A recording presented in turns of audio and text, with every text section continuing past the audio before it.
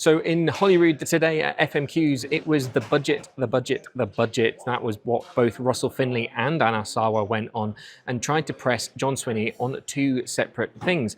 Scottish Tory leader Russell Finlay basically got John Swinney to admit that he's not planning on increasing taxes in January when the budget comes along here. Does John Swinney intend to keep the SNP manifesto promise not to raise tax on Scottish workers?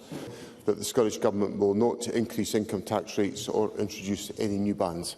Now that's not really a surprise, but there was this other argument about whether or not he misled Parliament over his breach of the manifesto pledge. And it's pretty obvious, I think, to anyone with a brain that the answer to that question is yes. On November 13th, he then misled Parliament by falsely claiming to have maintained his manifesto commitment. So when John Swinney says or suggests that he won't increase income tax, how can anyone trust a word that he says? The First Minister desperately tried to defend his statements to Parliament 2 weeks ago, where he claimed that he hadn't breached the manifesto pledge and that he hadn't raised income tax.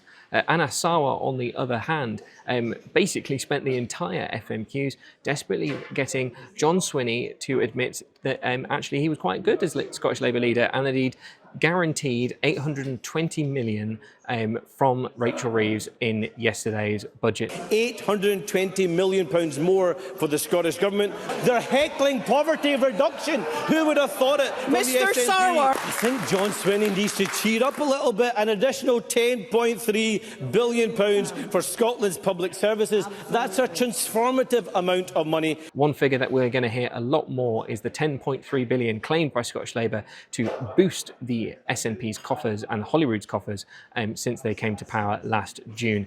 You can imagine that Anna Sarwar is going to use that figure going into the election as an example of what he can bring to the table if he becomes First Minister next year. All of that and more online and in print at the Scottish Sun, and I'll see you next week.